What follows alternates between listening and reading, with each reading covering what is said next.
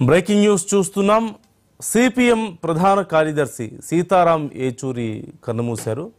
అనారోగ్య కారణాలతో ఆయన ఈ మధ్య కొంతకాలంగా హాస్పిటల్లో జాయిన్ అయ్యి చికిత్స పొందుతున్న విషయం మనందరికీ తెలిసిందే. అయితే ఆయన కన్నుమూసినట్లుగా మనకు సమాచారం అందుతుంది.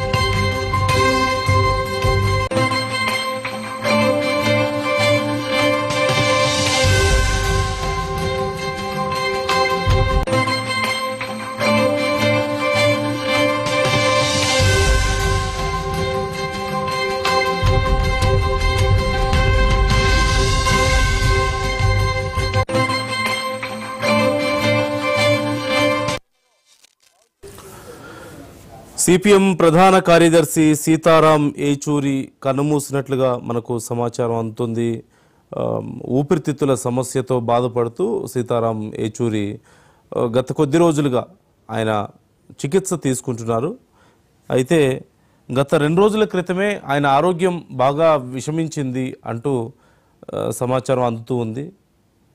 చికిత్సకు ఎంత ప్రయత్నించినప్పటికీ కూడా ఆయన ఇక కోలుకోలేని పరిస్థితుల్లో ఢిల్లీ ఎయిమ్స్లో ఆయన చికిత్స పొందుతూ తుది శ్వాస విడిచినట్లుగా మనకు సమాచారం అందుతుంది.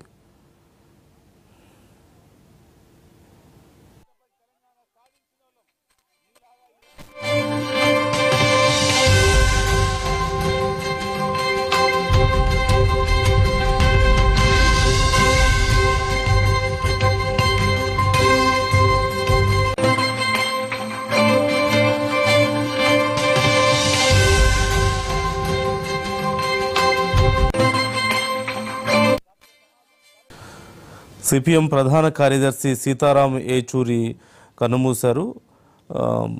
ముఖ్యంగా గత 2 రోజుల్లో ఆయన పరిస్థితి చాలా క్షీణించింది అంటూ కూడా ఇప్పటికే పార్టీ వర్గాలు మనకు తెలిపాయి. గత నెల 19 నుంచి ఢిల్లీలోని ఎయిమ్స్లో ఆయన చికిత్స పొందుతూ ఉన్నారు.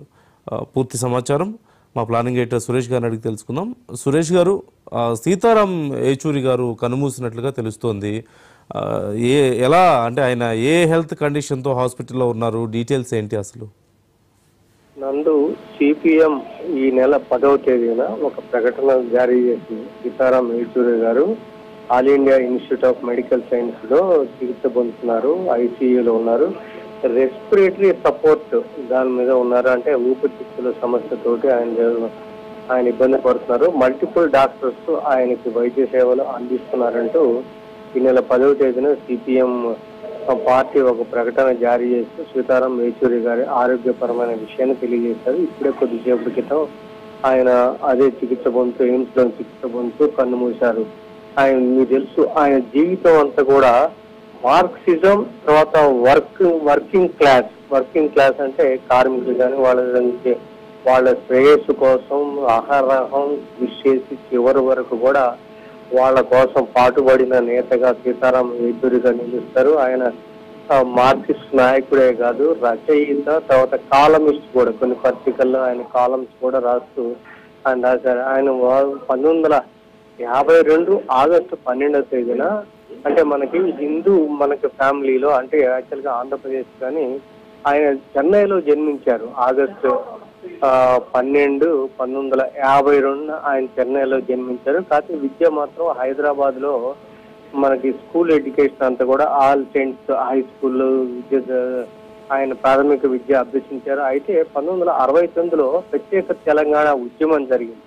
ఆ తెలంగాణ ఉద్యమ నేపథ్యంలో ఆయన చదువుకి బ్రేక్ పట్టడం, ఆ నేపథ్యంలో ఆయన అక్కడి నుంచి ఢిల్లీకి వెళ్ళారు. ఢిల్లీలో మనకి సిబిఎస్ఈ హైయర్ సెకండరీ ఎడ్యుకేషన్ 1970లో అక్కడ ఆల్ ఇండియా ర్యాంక్ అంటే చాలా ప్రతిభాశాలి. అప్పుడే ఆల్ ఇండియాలో స్టేట్ మెరిట్ లిస్ట్ లో ఫస్ట్ గా నిలిచారు. ఆయన మెరిట్ లిస్ట్ లో ఫస్ట్ గా నిలిచారు. 1973లో బిఏ ఎకనామిక్స్ చేశారు సెయింట్ స్టీఫెన్సన్ కాలేజీలో. అంటే తర్వాత జేఎన్యు యూనివర్సిటీలో 1975లో ఎంఏ చేశారు. అయితే ఆ సందర్భంలో మీకు తర్వాత ఎమర్జెన్సీ రావడం, ఆయన పిహెచ్డిగా చేరారు. అందులోనే జేఎన్యు పిహెచ్డి చేరితే ఆ ఎమర్జెన్సీ టైంలో ఆయన అరెస్ట్ అయిన నేపథ్యంలో ఆ పిహెచ్డి మాత్రం కొనసాగించలేకపోయారు. కానీ ఆ తర్వాత మళ్ళీ జైలు నుంచి విడుదలైన తర్వాత ఆ తర్వాత మరి జేఎన్యు అంటే జేఎన్యు స్టూడెంట్స్ యూనియన్ కి మొదటగా ఆయన ఒక రాజకీయ రంగంలో లేకపోతే ఉద్యమ పొలిటికల్ రంగంలో కానీ లేకపోతే విద్యార్థి ఉద్యమాలనండి 1977, 78 జేఎన్యు స్టూడెంట్స్ యూనియన్ అధ్యక్షుడిగా ఉన్నారు. ఆ తర్వాత ఎస్ఎఫ్ఐలో కూడా వివిధ హోదాల్లో పనిచేశారు. తర్వాత మనకి 1984లో సిపిఎం సెంట్రల్ కమిటీలోకి మనకి సీతారాం యేచూరికి వచ్చారు. ఆ రోజు నుంచి కూడా ఈ రోజు వరకు కూడా సిపిఎం లో వివిధ కీలక స్థాయిలో 3 సార్లు, తొలిసారి జనరల్ సెక్రటరీకి ప్రధాన కార్యదర్శి సిపిఎం ప్రధాన కార్యదర్శిగా 2015లో విశాఖపట్నంలో జరిగిన ఆ సమావేశాలను తొలిసారిగా ఆయన జనరల్ సెక్రటరీగా ఎన్నికయ్యారు. ఆ తర్వాత 2018లో మళ్ళీ జనరల్ సెక్రటరీ ఎన్నికయ్యారు. 22లో మళ్ళీ జనరల్ సెక్రటరీగా ఎన్నికయ్యారు. ఆయన అంటే మనం అనుకున్నాం రచయిత అంటే యాక్చువల్ గా ఆయన ఏంటంటే అమెరికా విదేశాంగ విధానాన్ని అలాంటి దాని మీద తీవ్రంగా వ్యతిరేకించారు. 1996లో మనకి యునైటెడ్ ఫ్రంట్ ఈ కామన్ మినిమం ప్రోగ్రామ్ అని చెప్పి తయారు చేశారు. ఆ కామన్ మినిమం ప్రోగ్రామ్ లో చిదంబరం గారితో కలిసి ఆయన తయారు చేయడంలో సీతారాం యేచూరి గారు చాలా కీలక పాత్ర వహించారు. రచయితగా అంటే లెఫ్ట్ హ్యాండ్ డ్రైవ్ అని చెప్పని ఒక పుస్తకం కానీ, సోషలిజం ఇన్ 21st సెంచురీ అని కానీ, కమ్యూనిజం వర్సెస్ సెక్యులరిజం అంటూ ఇంకా చాలా పుస్తకాలు రాశారు. అయితే పాపం సీతారాం యేచూరి గారి జీవితంలో ఒక విషాదం ఏంటంటే ఆయన కుమారుడు మనకి 21లో ఈ కరోనా సమయంలో మృతి చెందారు. పాపం చిన్న వయసులోనే 34 ఏళ్ల వయసులోనే ఆయన కుమారుడు ఆశిష్ అప్పుడు మృతి చెందని కొంచెం దుఃఖ భారంతో ఉన్నారు. అక్కడి నుంచి కూడా ఆయన కొంచెం సైకలాజికల్ గా దెబ్బతిన్నారు. తర్వాత ఇద్దరు భార్య, మొదటి భార్య ఇంద్రాణి మజుందారు, తర్వాత సీమా చిస్తి యేచూరి అని చెప్పి ఆవిడ వివాహం చేసుకున్నారు. ఇంకా అంటే మొదటి భార్యకి 2 కుమారులు అయితే ఒక కుమారుడు చనిపోయారు, ఇంకో కుమారుడు ఉన్నారు. కుమార్తె అఖిల యేచూరి ప్రొఫెసర్ గా ఆమె ప్రొఫెసర్ ఆ వృత్తిలో ఉన్నారు. మిగతా ఈ రెస్పిరేటరీ ప్రాబ్లమ్స్ అంటే ఇంకా ఆయన గురించి చెప్పాలంటే నందు చాలా ఉంది. ఎందుకంటే సౌమ్యుడు చెప్పదలుచుకుని కూడా చాలా స్పష్టంగా చెప్పడం.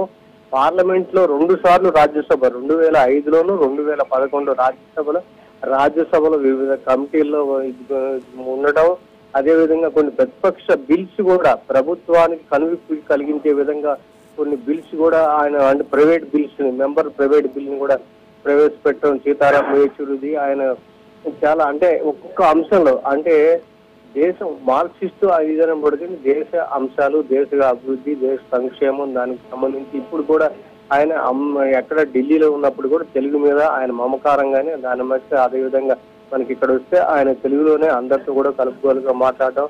తర్వాత లాన్ టెన్నిస్ లో అంటే ఇష్టం, దానికి ఏదో ఒక అంటే మా కెప్టెన్ హోదా కూడా ఆయన కొంచెం టెన్నిస్ లో కూడా అది పనిచేస్తారు. సో ఆయన మృతి అనేది మార్క్సిజానికే కాదు దేశానికి కూడా మనం తీరని లోటు అని చెప్పడంలో ఎలాంటి సందేహం లేదు. నందు రైట్, థ్యాంక్ యూ సురేష్ గారు.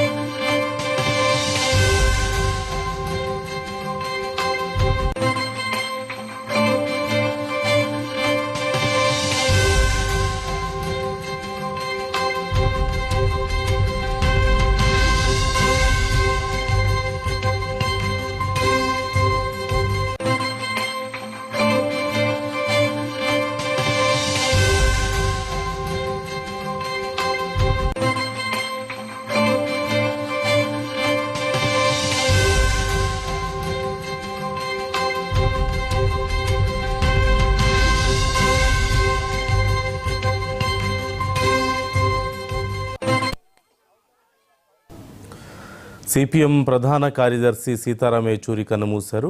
ఊపిరితిత్తుల్లో ఇన్ఫెక్షన్ కారణంగా ఢిల్లీ ఎయిమ్స్లో గత కొన్ని రోజులుగా చికిత్స పొందుతున్న ఆయన గురువారం తుదిశ్వాస విడిచారు. ఆయన వయస్సు 72 ఏళ్లు. గత నెల 19న ఢిల్లీ ఎయిమ్స్లో చేరిన సీతారాం యేచూరి చికిత్స పొందుతూ కన్నుమూశారు. 1952 ఆగస్టు 12న చెన్నైలో సీతారాం జన్మించారు. చెన్నైలో పెరిగి హైదరాబాద్లో విద్యాభ్యాసం చేశారు.